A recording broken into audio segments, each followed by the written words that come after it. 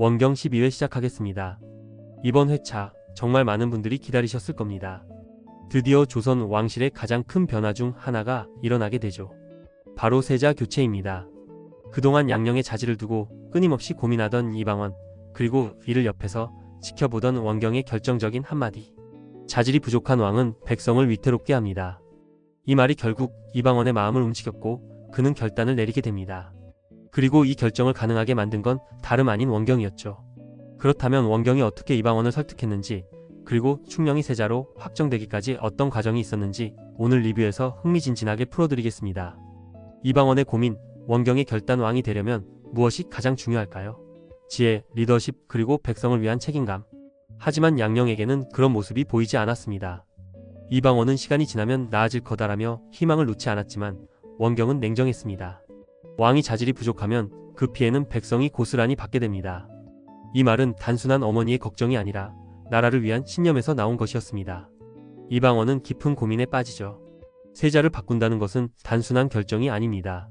신하들의 반발, 왕실 내부의 긴장감, 그리고 양령 본인의 감정까지 고려해야 하는 문제였으니까요. 하지만 원경의 신념은 확고했습니다. 충령에게 기회를 주세요.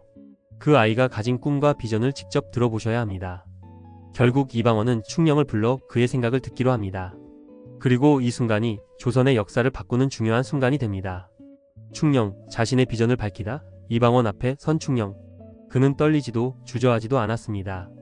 오히려 단호한 목소리로 자신의 꿈을 말하기 시작하죠. 조선은 강한 나라가 되어야 합니다. 백성이 편안한 나라, 학문이 발전하는 나라. 아버지께서 세우신 이 나라가 오래도록 번영하려면 지금부터 기틀을 다져야 합니다. 충령의 눈빛에는 확신이 가득했고 이방원은 점점 그의 말에 빠져듭니다. 이 아이야말로 조선을 맡길 적임자라는 생각이 들기 시작한 거죠. 원경 역시 그런 아들의 모습을 흐뭇하게 바라봅니다. 그리고 마침내 이방원은 결정을 내립니다. 세자를 교체하겠다. 양령을 폐하고 충령을 세자로 임명하기로 한 것이죠. 조선 왕실의 운명이 바뀌는 순간이었습니다. 새로운 시대의 시작, 그리고 세월이 흘러 충령은 왕위에 오르게 됩니다. 물론 쉽지 않은 길이었죠. 세자 교체에 반대했던 신하들의 견제, 왕으로서 맞닥뜨려야 했던 수많은 문제들. 하지만 그는 흔들리지 않았습니다.